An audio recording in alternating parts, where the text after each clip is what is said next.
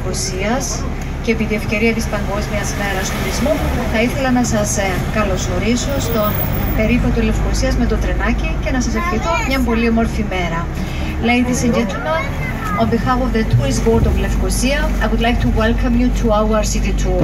I am your guide, my name is Georgia, and our driver is Mr. Bambos. Λοιπόν, κυρίες και κύριοι, θα ήθελα να διαφημίσω λίγο τους περιπάτους που έχουμε σήμερα. Εκτός από το λεωφορείο και το τρενάκι, υπάρχουν δωρεάν ξεναγήσεις στα μεγάλα μουσεία, όπως το Βυζαντινό, το Αρχαιολογικό, το Λαογραφικό, τα μουσεία του Παγκυπρίου Γυμνασίου, στα ιδιωτικά μουσεία Σεβέρη και Ζαμπέλα στο Καϊμακλή και επίσης στη Λεβέντιου Πινακοθήκη. Μπορείτε να συμμετάσχετε δωρεάν όλη τη μέρα και επίσης στο πολυεργαστηριακό κέντρο της Θεσσαλονίκης που είναι εδώ λίγο πιο πίσω, μέχρι τις 5 το απόγευμα λειτουργεί επίδειξη παραδοσιακών επαγγελμάτων. Είμαι ξεναγώσης για το περίπατο, το όνομα μου είναι Γεωργία και στο τιμόνι έχουμε τον κύριο Μπαμπό. Και αρχίζουμε από την πύλη Αμοχώστου, στα αριστερά μας. Για κάποιους θα είναι ανάποδα, όσοι κάνεις την ανάποδα. Ό,τι λέω αριστερά για μένα θα είναι δεξιά για εσάς βέβαια. Η οποία είναι η μεγαλύτερη και πιο εντυπωσιακή από τις τρεις αυθεντικές πύλες. Τις μόνες πύλες για να μπαίνει κάποιος στη Λευκωσία μέχρι τις αρχές του 20ου αιώνα. Αρχικά ονομαζόταν Πόρτα Τζούλια ή Πόρτα Τζουλιάνα, προς τιμή του Τζούλιο Σαβορνιάνο, του Ιταλού σχεδιαστή του τείχους.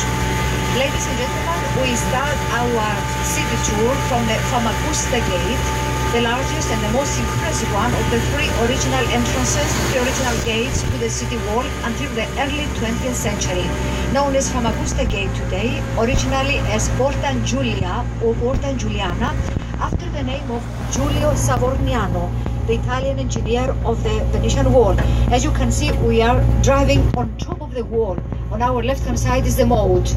Αν κοιτάξετε αριστερά, κυρίες και κύριοι, κάποιοι δεξιά, κάτω από το τείχος βρίσκεται η τάφρος, η οποία περιβάλλει ολόκληρο το τείχος και η οποία σχεδιάστηκε για να γεμίσει με τα νερά του περιού ποταμού.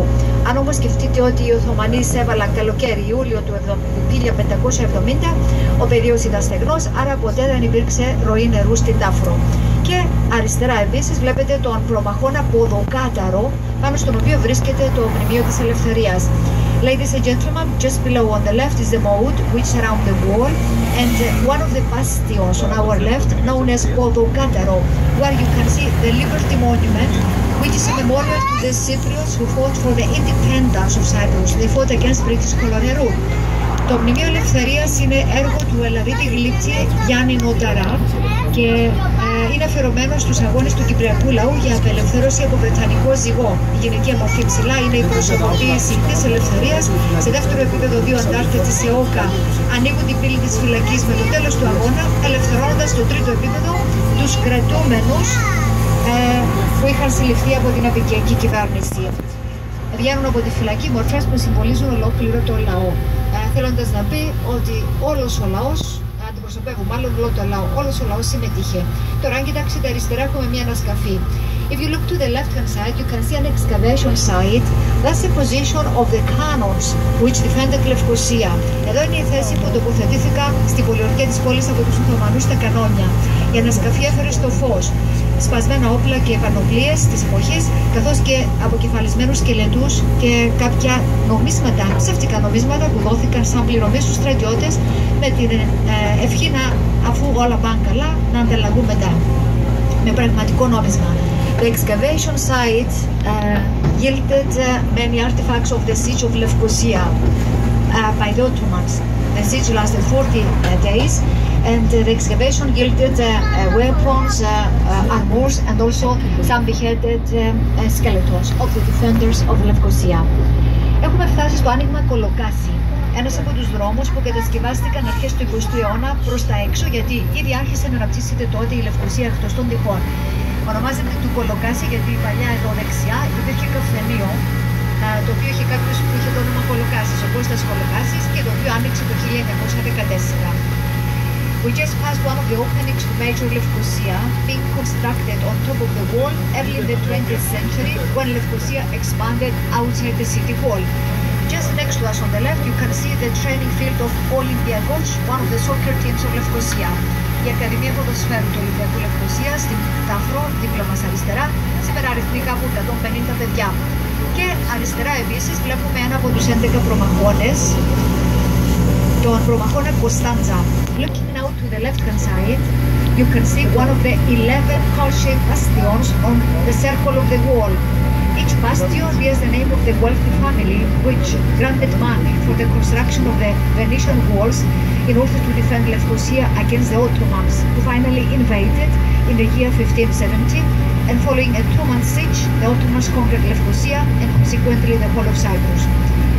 Οι προμαχώνες φέρουν τα ονόματα πλούσιων οικογενειών της πόλης που έδωσαν χρήματα για να χτιστούν τα τείχη, τα νέα τείχη, και να προστατεύσουν τη Λευκοσία από την εισβολή των Οθωμανών. Και εδώ στα αριστερά βλέπουμε τη λαϊκή που λειτουργεί κάθε Σάββατο, κάθε Τετάρτη. Σημεοφόρος. Εκεί είναι ο τάφος του Οθωμανού σημεοφόρου που σκαρφάλωσε στα τείχη τον Σεπτέμβριο του 1570 και το 1800 ο Τούρκος Πασάς έκτισε αυτό το τζαμί.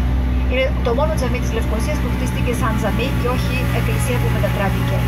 So the Bayraktaris mosque on the left hand side contains the tomb of the Ottoman flag carrier. Bayraktaris in Turkish means flag carrier. And the mosque was built in circa 1100 by the Ottoman governor of Cyprus in memory, as a memorial to the first Ottoman soldier, the flag carrier who lost his life on the spot. Και έχουμε φτάσει στην πλατεία Ελευθερίου Βενιζέλου, που κανένας στην Κύπρο δεν τη γνωρίζει με αυτό το όνομα. Όλοι λέμε η πλατεία του όχι.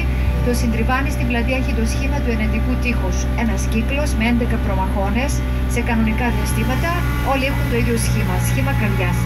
Now looking to the left hand side on the fountain, you can see that the fountain has the shape of the Venetian walls. It's a complete circle having 11 heart-shaped bastions at regular intervals. And the square is called the Ochi square, which in Greek means the no square. It's actually Ελευθέριος Βενιζέλου Square. Της Κυπριακής Βιβλιοθήκης βλέπουμε παράρτημα του ταχυδρομείου και αμέσως μετά το Δημαρχείο, σε αρχαίο ελληνικό ρυθμό, πάνω στον προμαχώνα Νταβίλα.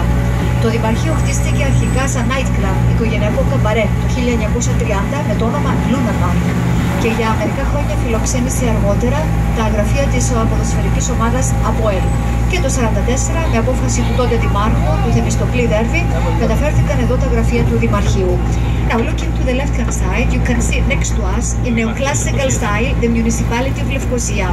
Originally built in 1930 as a nightclub, a cabaret actually, under the name Luna Park, and in 1944 the municipality. Πρέπει να έχει τελειώσει μέχρι τότε, γιατί η Λευκοσία θα φιλοξενήσει ένα πανευρωπαϊκό δημαρχιακό συνέδριο, άρα όλα αυτά τα έργα πρέπει να έχουν τελειώσει. Και η πλατεία Ελευθερία